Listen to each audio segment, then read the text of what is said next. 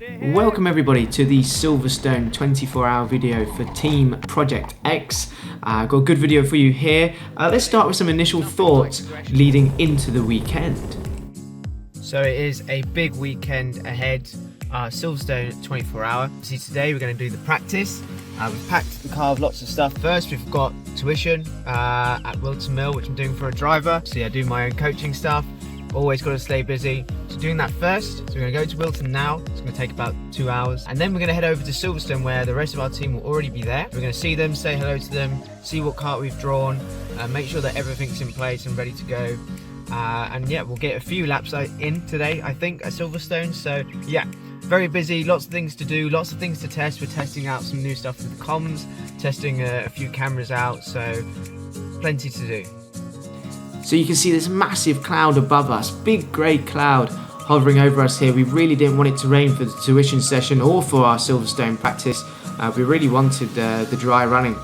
But you can see here, arriving at Wilton Mill, Silverstone was only about 20 minutes away or so, but we did manage to go on track here with Max to complete our one-to-one tuition session. Yeah, you turn right, yeah, that one, and the one where you turn left there. Okay, fine. So the main things I'm noticing at the moment. The session overall went very well, and you can see we used the cameras here to kind of help the tuition session along. But then it was time for me to head over to Silverstone and do my own practice, and we arrive in the paddock here, exactly the same setup as the 8 hour. You can see all the awnings set up already by multiple of the teams. This was the unofficial practice day, so not all teams had to complete in this, but we actually, well, most teams did, to be honest. But then we headed over to see our team, and you can see Sam here in his nice new suit. But let's introduce you to the team members. We do have Harrison, Sam, Bobby, and also Liam, our team manager, and on the comms. So we competed together before in the 8 hour, had success, but obviously we are still a new team, and we are constantly expanding. But it then was time for us to do our own practice.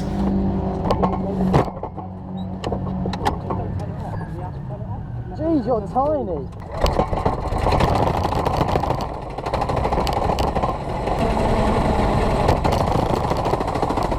So on the track we go then with Harrison Kirkham, and this was a great opportunity for us to see how good our kart was, because we would keep the same kart for the whole event, and we would drive it in the unofficial practice. You can see the kart was actually pretty decent. We were very happy with it. It felt balanced, the speed was good.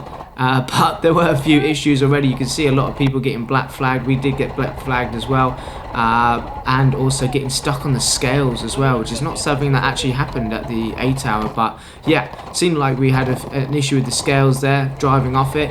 But now we can show you kind of how it worked with the paddock. You can see we're skipping the fuel bay here as we don't need fuel.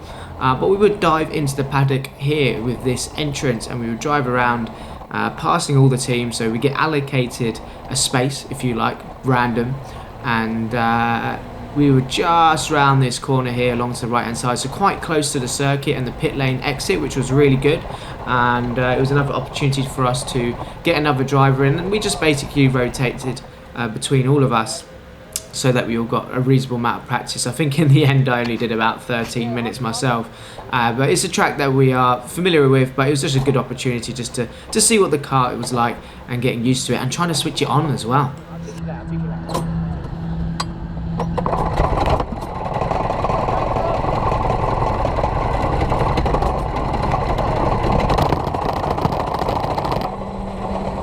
It was very beneficial to run a camera in the unofficial practice, as it gave us the opportunity to compare each other's driving styles and see where each other are losing time and essentially help each other out.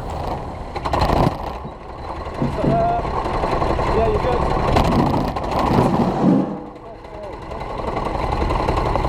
So if you just put your hand on the thing, and then you do this, you hold it once it stops there. Big pull. Big launch. Pull. Do it with your hand, do it with your hand. Do that with it. Keep. It's a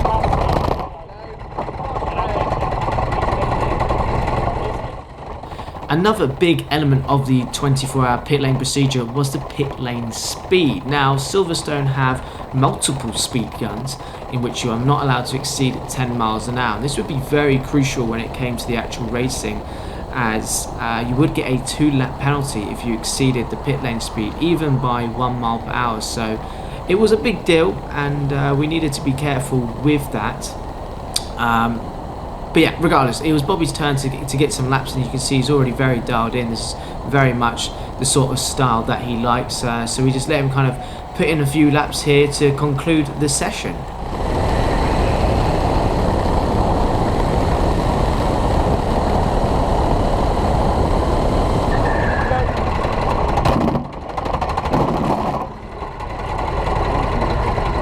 We ended up being the fastest team in the unofficial practice. They were actually running weight. I think we were like a couple hundredths off the fastest kart, but they went out like 30 kilos under or something ridiculous. So we were confident, but we were always very confident in our skills. And yeah, everything seemed to be working well. The kart felt like it had a decent punch to it. So we were all very happy with how the Friday went. And it was just a matter of having a little debrief at McDonald's to conclude.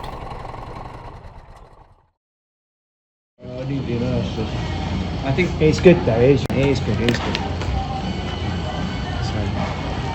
I think you may find it's the braking points that are important. yeah. But even at this angle, it was still. They didn't really use much turning. It was all on the brakes. A little bit early, wasn't it? A little bit early. We ran on the rumble. Okay, hello everybody. So we are back in the hotel. Liam's over there, I'm over there. I'm charging a load of stuff. There's a lot going on. A lot of cameras, a lot of comms. But it's all good fun. Today was good. Today was very positive. Bobby, as usual, got up to speed very quickly. I felt very comfortable, and we've identified areas for the rest of our team to improve tomorrow, and it's all looking good. Kart feels decent. It feels all right. Feels good enough. We were running weight. There was a few people out there not running weight, so kind of difficult to tell exactly where we were. But because we were running weight and still doing all right, it gives us a little bit of confidence. So yeah, now all eyes on tomorrow, really. These rules with the track limits are a bit nuts. If you look at a white line, if you go on a white line on the flat surface of the circuit, you get a warning, a penalty, if you do it multiple times. So the amount of black flags in the practice was quite scary. So very interested to see how that goes tomorrow, if that rule still stays. I know that's not Silverstone's decision, it's someone else, but it has ruined it a little bit. I won't lie. It's not good. It's absolutely not good for this circuit. It's not fair, really. I think there's no way you can monitor every white line on the inside and outside for every single corner in the circuit. You just can't do it. It's just not going to happen. You'll be so backlogged. You've got way more important calls to make than if someone's going on a flat white line or not. I understand that they don't want us to break the karts, but we've got one kart for the whole race. We don't want to break the kart. Yeah, it is what it is. Everyone's in the same boat. Feeling a bit uneasy about that, really. I know I can stay on track fairly well, but if you get pushed off the track, or it starts to rain, everyone goes off wide. I mean, what do you do there? You just give black flags out to everyone? I mean, because there is like a potential chance of rain for this event. The most important thing we can do now is get the sleep, feel fresh for tomorrow, get our head down in practice, do what we need to do in practice. We don't have to go too crazy with the driving tomorrow in practice. We're very happy. But then qualifying, race, go from there. Got a good plan. Hello everybody, it's race day. As you can see, it's a bright sunny day. Looks great. We're very happy with this. Practice went well yesterday, as we talked about in the hotel room last night. We don't know what the weather's going to do. We feel like there may be patches of rain here and there, but we're very confident.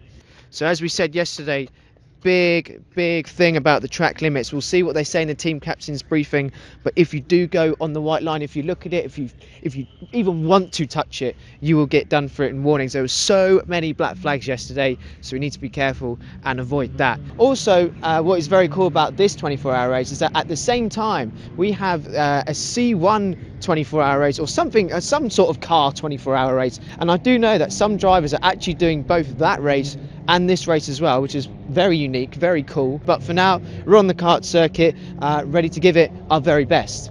This track is very wide, as you can see here. Opens it up a lot. Why is it so wide? Well, it is part of the old F1 track before it used to come under the bridge over there, leading up to here. Yeah, they used to fit F1 cars here, so of course it's going to be very wide. Lie down, show us how many Dante's wide it is. Oh, I'm not sure I can do that. I'm not lying on the ground, Liam. I'm not lying on the ground. But look, I mean, look at the amount of space beyond the white line. You don't need to use all of this. It's just not necessary. So, yeah, we're going to see what happens. Obviously, when it gets quite wet, we'll probably open it up a bit more later on. But overtaking is not an issue, and you can see why. It's also being live streamed, as you can see here. We're going to be superstars. There's a lot of YouTubers actually taking part in this, which is quite cool. It's quite strange to me that they actually want to do these sort of races. I know they do the Buckman one, they do the Silverstone one, but you know, more the merrier. That's a wet line and a half, mate. Look at the size of these curbs. Took the tyre there. Yeah, so you know, if we're getting penalised for the white line, we're going to get executed if we go on the curbs. But the thing is, it's not even just the curbs, it's also obviously the normal rumble strips as well. Putting a wheel on those and we're not actually allowed to touch them either. So, you know, it's going to be all about behaving out there on the circuit, not touching the white lines, sticking to the limits, not overdoing yourself, being well behaved. That's what's going to win the race today if the track limits rule stays. Now, Liam and I will be going into the team captain's briefing at 10 a.m. That is about half an hour. So yeah, it's quite a speedy walk now to get this track walk done. But yeah, we're going to find out the rules for sure. I'm sure Liam will have a few questions. He questions everything. Your racing gloves are important. Oh my. Silverstone look after their gear. They would never ditch it on the grass for a customer to find. Now, the biggest difficulty with these new track limit rules is through this flat out chicane, and sometimes it's not so flat out anymore because you're really having to hold back. You have these big curbs either side and it's going to be difficult really. Just get met with a flat curb, you want to take it, you want to ride it, but you're not allowed to ride it, and it's just teasing you really, so you have to completely avoid it, and it's going to be difficult. There's going to be a lot of people going off here, a lot of warnings. Supposedly they've got cameras all around the circuit watching every single corner. Yeah, so that's going to be difficult. That was the hardest one to miss yesterday. You were so keen to hit it. Usually you smashed it every lap, and it didn't really affect the car. So it is sad. It does feel like we're having to hold back a lot when we're driving. But if it's the same for everyone, can we really complain? It's just such a well-designed corner. You get met with understeer into oversteer. That in the wet must be horrific. It is pretty mad. You have to go so far up the bank. It's crazy. This is definitely one of my favourite corners. Such a great overtaking spot. It just opens up so wide. Everyone wants to turn in late, but the thing is, you can still get a lot of grip by turning earlier. So this is why this track is really well designed for 24-hour races, because there's just so much space. If there's any team silly enough to defend with 10 hours to go, they're not going to be very successful, because you're gonna have to be on your A game. We were just walking in a straight line, and I'm pulling to the left, Liam. I'm pulling to the left. You have a very clear apex, just when the curb ends. So if you clip that a little bit, then it makes your life a bit difficult. But you know, we talk about this track being so wide, and that is the old F1 track right there, and that's where it joins here. And yeah, I mean, look at the amount of space here, Liam. I mean, have you ever seen anything like it in a UK kart track? My ex. Such a bastard. Liam, what do you think of this flat rumble strip? Do you think it will do anything to the karts? That's not flat. Well, it's flat enough. That's really not flat. What, you think that's going to do damage to the karts? This bit, yeah, yes. Oh, we do it all the time. The customers here never get to do the full track, which is what we're doing. Only for exclusives. And see, that's got a lot of elevation as well. That lifts up quite a lot. We have tried an alternate circuit here before, and it actually was quite good. And the lap time was longer. So that's a good variant, I guess, for the future. Maybe they might not always run this track layout, which would be interesting. So we're just concluding our track walk now. So many good areas to overtake. Just to keep the flow of the race going, really, that's the most important thing. A very awkward last corner to finish, but yeah, we're quite happy with the track. We know what we're doing. We had enough laps around here, as has everyone else. It's just all about adjusting to the different styles. So many teams are not getting the style right. For this specific surface, for these specific karts and tyre compound, everyone is losing their heads over it. It's such a specific style which you don't really get in the UK much, so I understand why they're not getting used to it, but if you can get used to it, which most of us are, you'll be all right.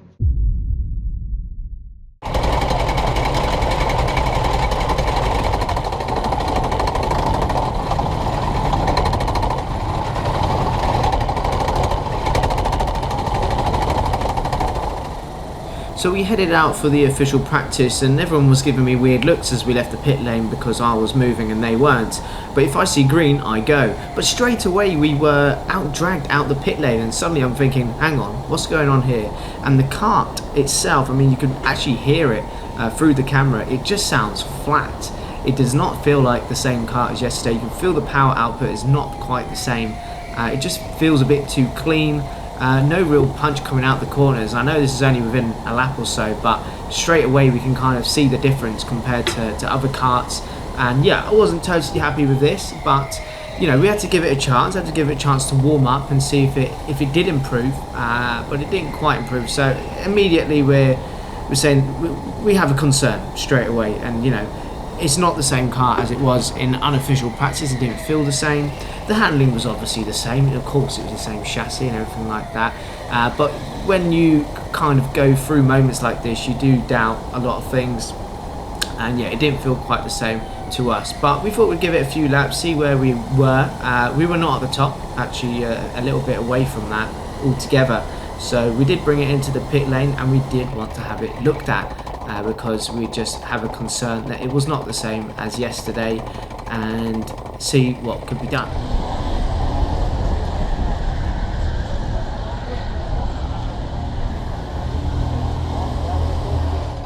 In the end, we decided to skip the waiting, and instead of having it looked at, we decided to get another driver in the kart to get their opinion on it. And yeah, as much as it felt different to me, I could be imagining things. So it was important to give the rest of the drivers a chance. So it was going to be Harrison in the car, Bobby in the car. Everyone kind of gave it a go in this kart today, and everyone thought the same thing. It felt flat. It didn't feel like we were getting the punch. We were nowhere near the top like we were at from yesterday. So we were a bit disappointed with that. We were told that the karts were not touched, but to us it did feel a bit different, so we're just going to have to agree that that is the case. But we didn't get looked at again after that. I think Bobby managed to get a reasonable time out of it, something that was, you know, within the tolerance. But the most obvious thing for us really was just sitting in the slipstream. We weren't catching any drivers. Now, the organisation and commentary team were saying massively how strong the slipstream was, but it just wasn't strong enough for us. In fact, we weren't gaining anything in the slipstream, which was a concern.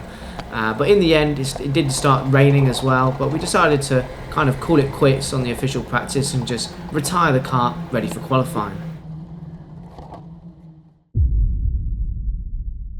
I didn't want you just to use fuel though. Right, okay. I wanted to, Liam just They do it to the minute, so you maybe like slowly go. Push it. Yeah, mate, I overtook everyone in the practice because I saw the green light on the circuit, no one else saw it, so I just went by. Yeah. That's how I went from left to right. Oh,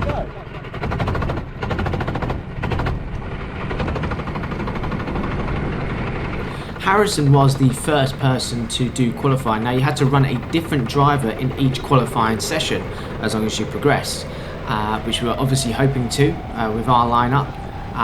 Harrison skipped the queue, managed to get into the lead here just to kind of set some no-nonsense laps with no interference from other drivers. Unfortunately, we did catch some people who were late out of the pit lane.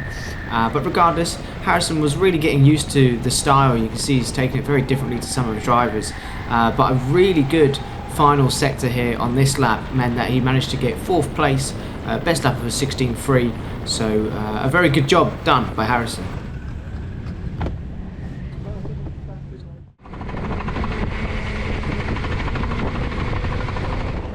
Up next was myself. I put myself in for qualifying 2 and opted to throw Bobby in for qualifying 3 as he has very good experience with setting some quick times in a short period of time. I still felt pretty confident, but I think with Bobby and I it could have gone either way. But I set a reasonable good lap time here, 16.1 after a couple laps, and put us 5th place, so not quite at the top.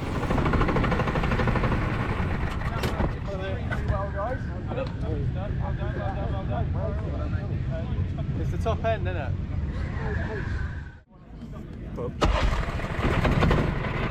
And finally, for Q3, also known as Hyperpole, we had Bobby going out trying to set the best time possible for our team to start as high up as possible. This is the one that counts. There were plenty of teams trying to latch onto our slipstream who were eager to follow Bobby, but Bobby just got his head down, got on with it, and drove one of the best laps around Silverstone I've ever seen, extracting the absolute maximum from the car, and showed very much that the car was capable of getting first place. And here we have first 1:15.9. Well done, Bobby, you were the right choice for Q3.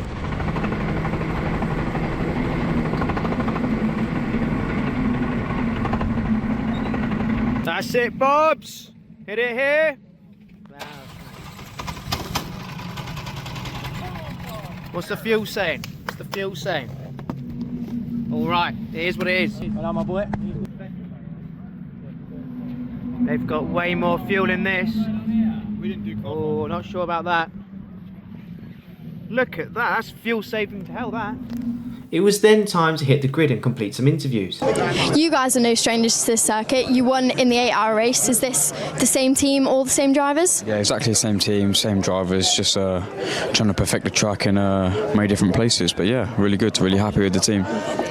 Your teammate's not too fond of the rain. How are you feeling? Oh, I love it. I love the rain. Yeah, it's good. Obviously, the track limit rules are going to make it quite difficult, especially in some areas where you need to use the curbs to kind of get a quick line. But obviously, no curb usage today. So, but otherwise, confidence in the rain is always high. Then our team manager regularly stays up for all of the 24 hours. He will do the whole thing. No issue there. I usually do quite well as well. We're quite hardcore, so we'll be fine. Bobby here only does stint 2 and 3, then he goes off to Saudi World Series finals, leaving the rest of the driving to us. Thanks, Bobs. No, it's all right. So yeah, so a lot of time, about 18 hours remaining between 3 people, but we can hack it.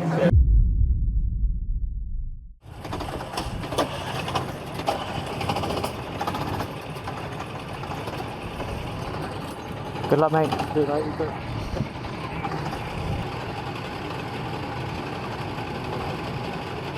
And we are off away. A race over to the carts, and we...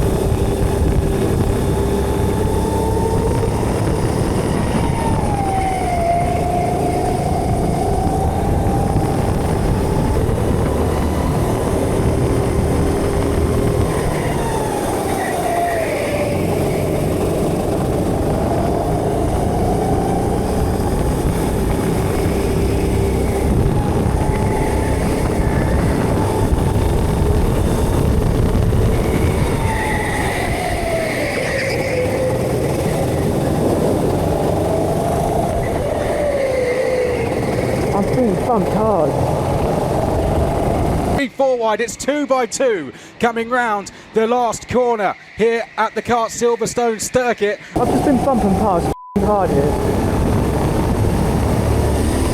This is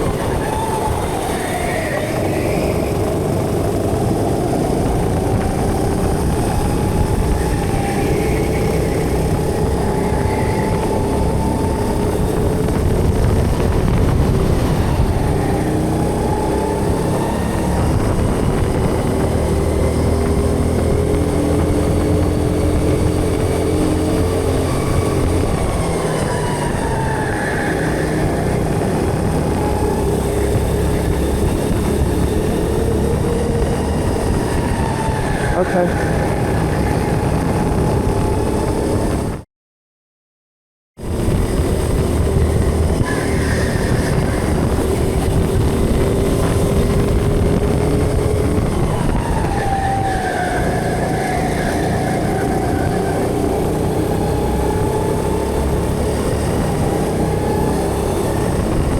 time, mate. Look at this speed. I can't keep up. Turn 3 it is. Turn 3. I see him at the bank corner. Maybe the next lap.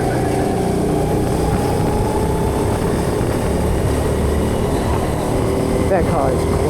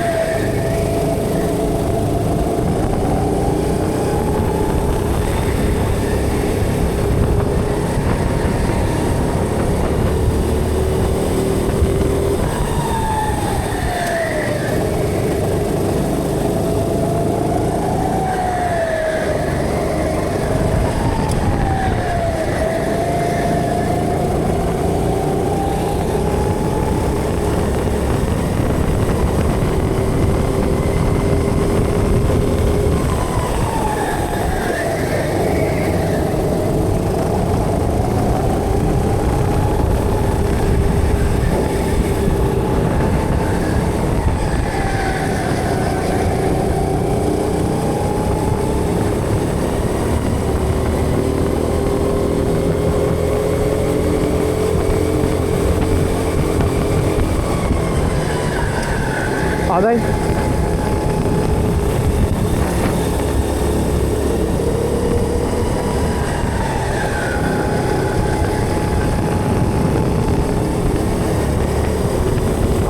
Alright, we're going to make some moves.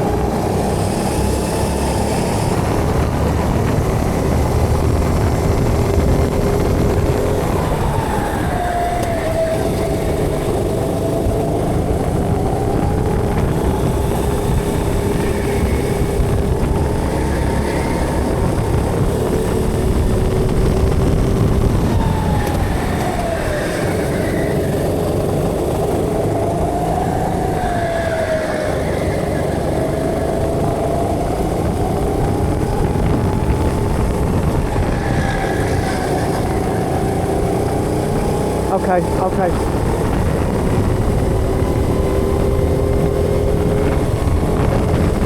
No problem.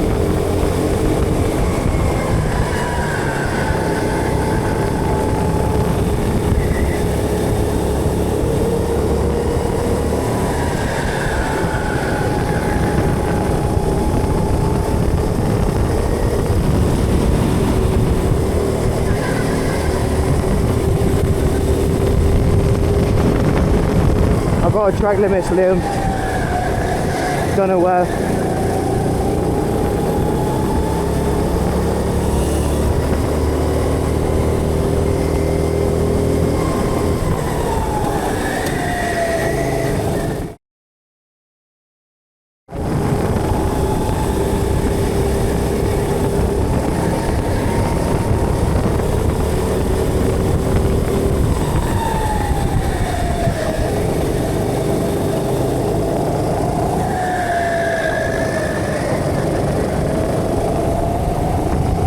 Brilliant.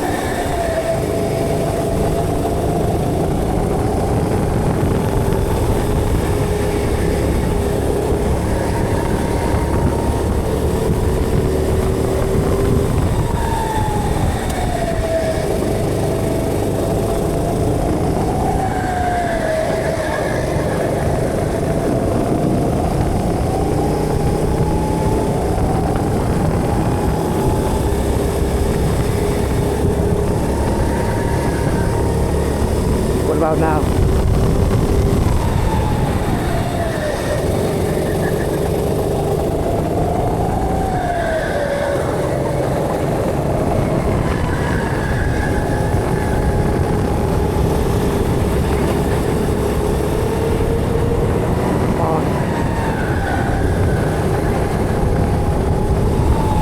Oh!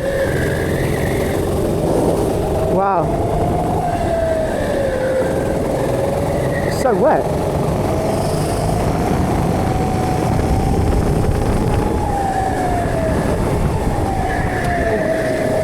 Wow. Wow, wow, wow. Whoa!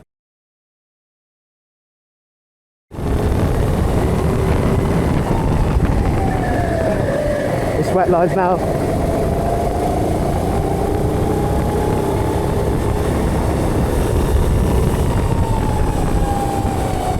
We're all behaving, it's all good.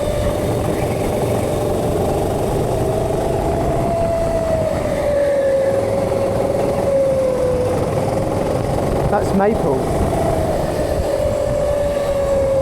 Let's hope they just stay back.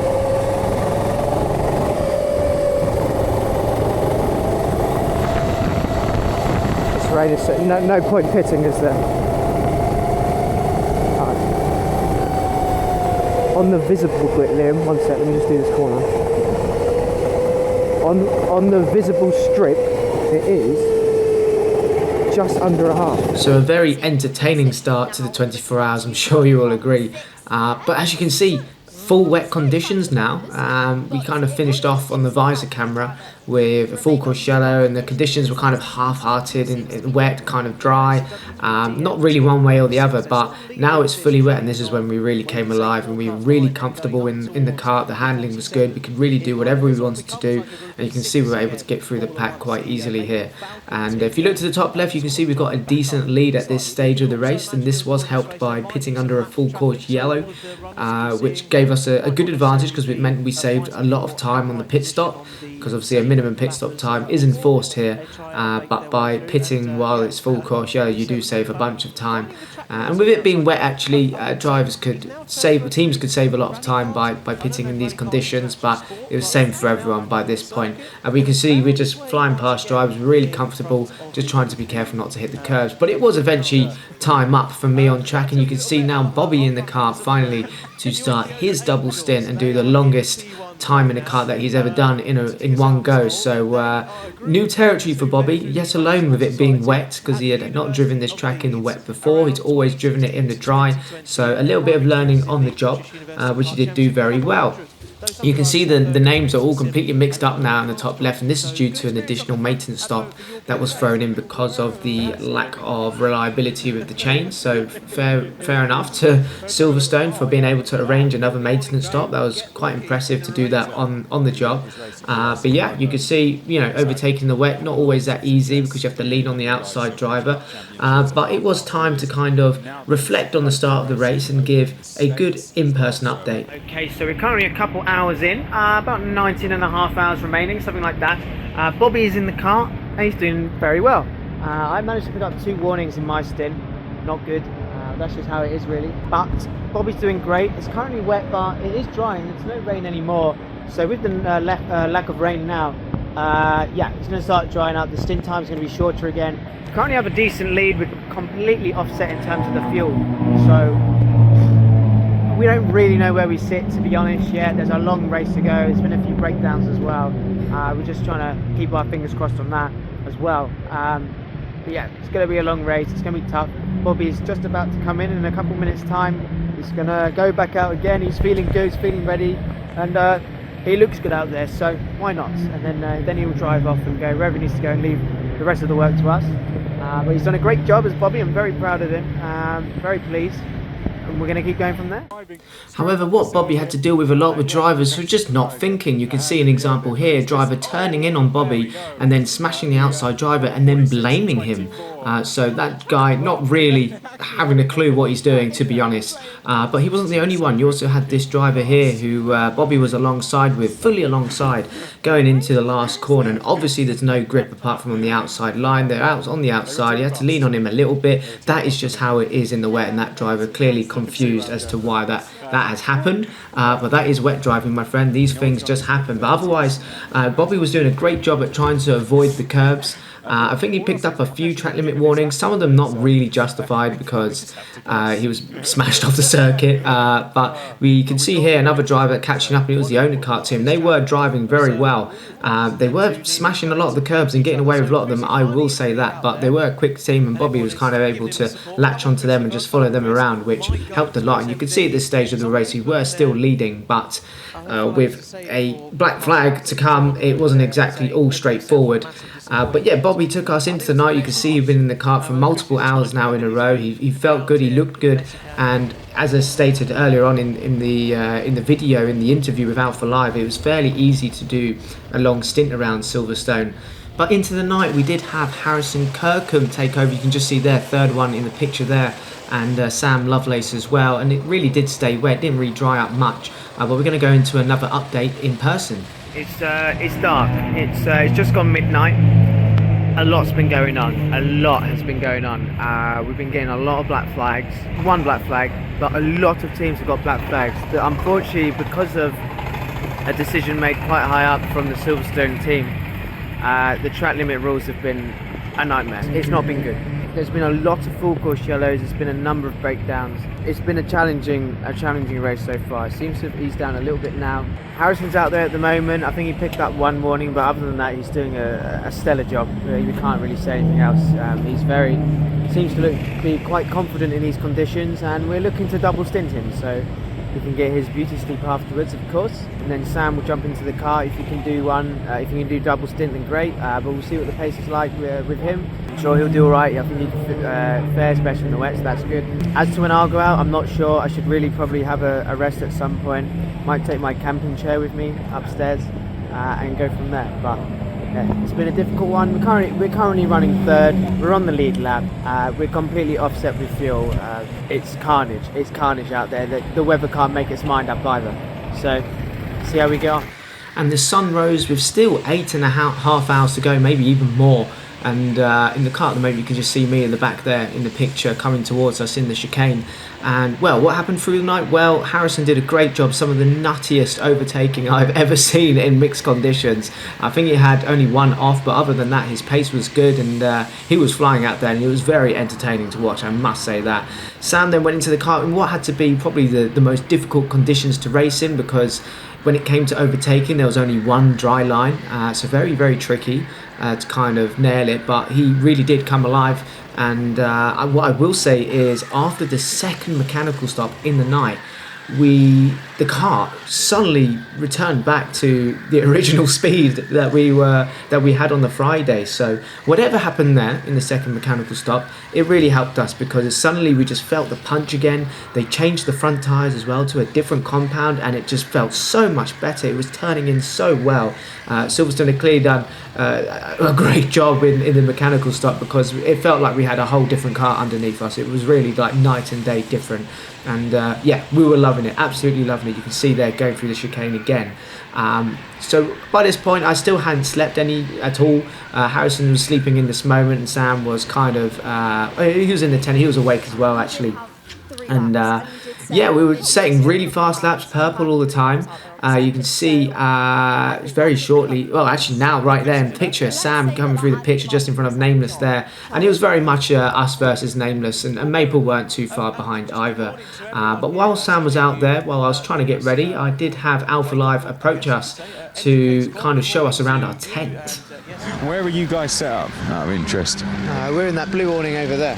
That's exactly where we're going. Perfect. Go and get ready in your tent. We're going to go and we're just going to go and see Jack, and then you're only next door. So Yeah. you're going to show us around. So. Oh, okay. I'll forget about my toilet break. I'll wear it. You should have one in there. Right. Dante, sir. All right, we've had 2 attempts of cribs now. You're going to show us around your tent. Do not be shy with it. Are you up for this?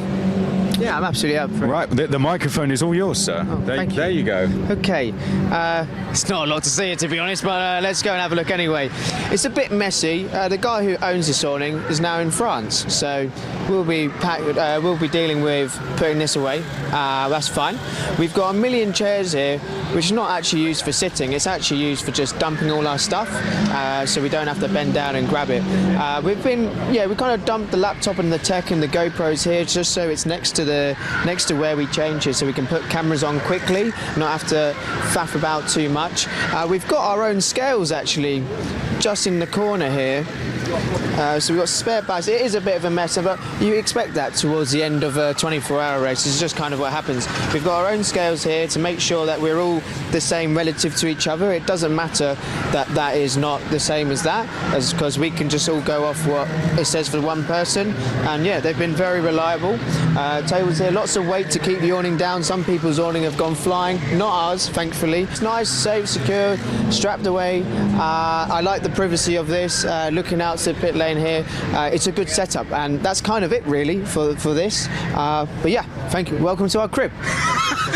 Thank you. That was a great effort. Back to the racing then, and Sam was on track, so we kind of was alternating between each other. Sam was out, I went out, Sam was out, then I was going to go out as well. And you can see in this moment we were in the lead, and Sam's driving. It just well, Sam had absolutely nailed the technique by this point. You can see very little movements on the steering wheel, also helped with the tyre compound. Sam was looking good. This was definitely the best he's looked in a Sodi for a long time. You can see really maximising all the track. He was just going exactly where he wanted to, and it was working out really well. He was doing everything that we wanted from him.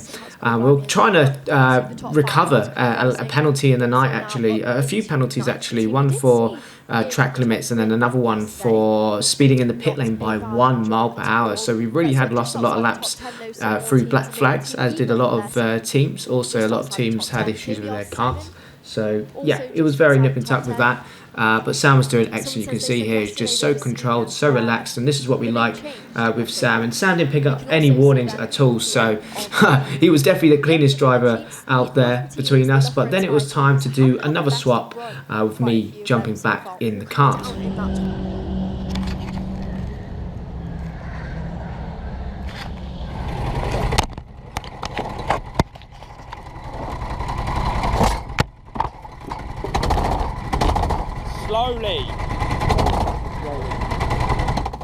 So a massive stint coming up then, as they all were, to be honest. But you know, as we reached towards the end of this race, I mean, only 6 hours to go. It must have been like a sixth of the race left. You can see there Liam reminded me not to exceed the pit lane speed limit again. We don't want another 2-lap penalty. I mean, how costly is that? It's massively costly, you know, by 1 mile per hour as well. How gutting. But we're back on track now. Sam reported to me that it was fully dry on the circuit, which it wasn't when I came off an hour and 40 minutes ago, so that was good to know, and it meant we could absolutely push and just unleash all of our potential that we've been holding back for the whole of the race, especially now it's on a dry track, so we can push now. We're very comfortable, the tyres are great, we are feeling good, the power is good. This was our time to do some proper damage in terms of extending our race lead. And yeah, well, that was the plan. And you're going to see here now that we're starting to kind of make our way through the pack. I mean, we have caught back up to the two nameless karts, who are the karts we are trying to beat in this race. And you know, both of their teams were still in contention. We're not really sticking with them here because they're getting a little bit of an advantage with the tow, but we managed to follow Max through here. But this driver comes straight back on our inside. They didn't want to give it up for whatever reason. It kind of ruined their momentum a little bit, ruined our momentum. It just, yeah, didn't really help everyone out there. But we are trying to kind of catch up to Max and overtake and just continue creating a gap. And you can see 4.5 hours left, so very little time actually to left of this race. So it was still quite close. It's still like within a lap. I think everyone was still on the same lap really between the top 2 or 3. Max didn't fight it too hard, but you wouldn't really want to fight anything too hard with 4.5 hours remaining. You're more kind of looking to fight tooth and nail if it was, let's say, on the last stint. That's probably when it's the acceptable time, but any time before that you're losing a lot of time, and you're also risking positions from further back from other drivers. So yeah, something to be careful there. But you can see again what I was on about. Now we've got the punch. Now we could actually slipstream drivers on the straight a bit more like we could on the Friday. It just felt a bit more raceable. It also meant that we could just get through the pack a lot quicker. And you can see the new tyres. You can see with my steering, I'm barely turning, and it's responding really well. So it really kind of flipped on its head a little bit. You know, with Silverstone for a long time there was issues with understeer. Now there was so much front end that drivers couldn't keep it under control really. They're scrubbing too much, turning too much, but not a problem for us. We're just very reactive on the steering wheel. You can see both drivers ahead here not quite extracting all the exit speed that they could have out of the banked corner, but it was all about precision, all about being brave on the brakes as well really, because now we had a lot more confidence in the handling. We could throw it into the corner a bit more. We're trying to stick with this driver through the chicane here, and we're looking to kind of make an overtake. We weren't really close enough, but last minute we decided to go for it anyway. You can see just very little steering, and we were able to make the corner very well. Moving on a little bit here, again, sometimes when you're going through a pack, expect the unexpected, really expect drivers to kind of do weird things. You can see we're about to come up the inside of this driver. This driver moves right and moves back to the left, so nearly catches us out completely here. And you just need to be a bit careful when going through a pack, and that's something you never get in sprint racing really. You're not having to lap drivers like this, but yeah, you need to be on your toes a little bit. And when you're 24 hours deep awake, actually I think, well over 24 hours awake by this point for me, must have been 26 hours, 27 hours. So yeah, a long time to kind of stay concentrated. And yeah, I mean, let's be honest, when you're in the kart, you kind of forget about all these things. Here you can see again, just trying to slipstream and eventually getting the benefit of the tow, and this actually ended up being the fastest lap of the race, unbelievably. We got a benefit of the slipstream on the start of the lap there, but we weren't able to open up the corner all the way, so it kind of balanced out a little bit. And again, an okay corner there, missed the apex a little bit, but still a relatively okay corner. This was one of the quickest laps of the race, if not the quickest. If my maths is correct, it was on this lap. It would make sense a little bit, I guess, especially with how perfect this bank corner was. We had so much grip now. It was all about controlling the front and not overstepping it on the rear, because the front tyres were so good, better than the rears. You just had to keep the rear tamed a little bit, because otherwise it will just step out a bit too easily. But it meant we could really push it on the brakes, really throw it into the corner, and that's exactly what I planned on doing. But yeah, I do stress that we just clattered the curb there, somehow got away with it, but we're really strong on this corner. You can see how much time we gained on the driver ahead. Actually, the driver ahead, George, let us through, so it was very nice of him, just to kind of foresee that and see that. Well, actually, a lot of drivers did that. They could see that we were coming from a mile back. They thought there's no point fighting this. In fact, let's see if we can sit in the slipstream. You know, that's the way you should be thinking in endurance racing. You know, you shouldn't be defending with 4.5 hours to go. Definitely not. But it wasn't all as straightforward as it seemed.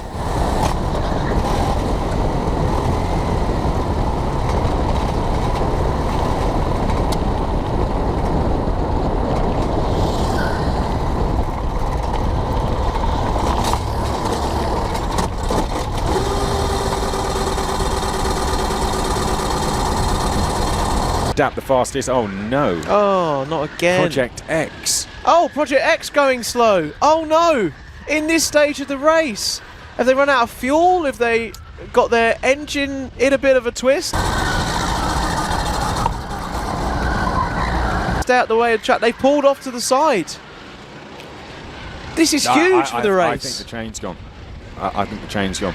Ahead of Nameless Endurance, and they're going to fall right down the order now. That is such a shame. And we were saying that you get into these latter stages of the race, people and teams are looking pretty in their position of where they are.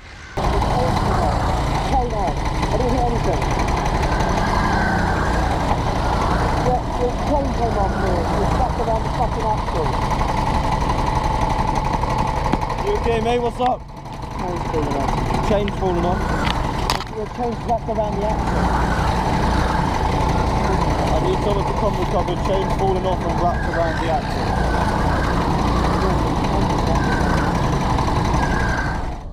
Yes, it was absolute heartbreak, devastating for our team to be basically net leading. We were second at the time, but the team ahead had to pit for their fuel, so we were essentially on the same fuel strategy. But yes, net leading, and we've unfortunately fallen foul to a reliability issue with the chain, which did catch out a lot of teams, unfortunately.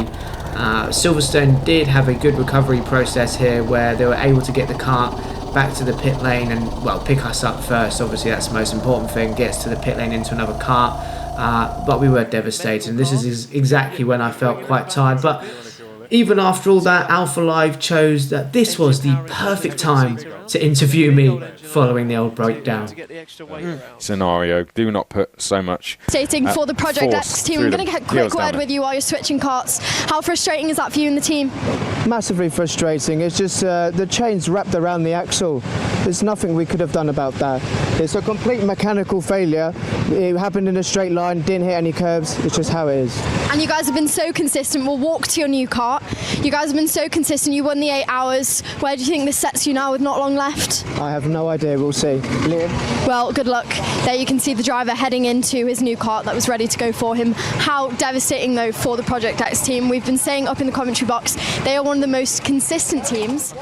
So that's kind of all she wrote, really. There was such little time left of the race that we didn't really have the opportunity to catch back what we lost.